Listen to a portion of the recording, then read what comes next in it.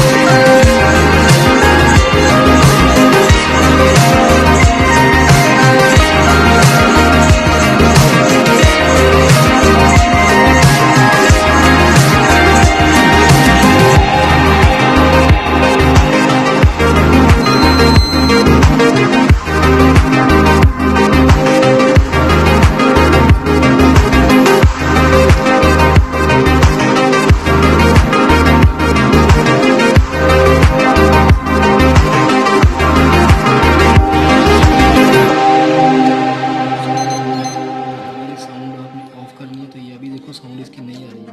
On करा तो उसकी साउंड आ रही है। अगर आप ये वॉल्यूम इसकी इंक्रीज कर रही है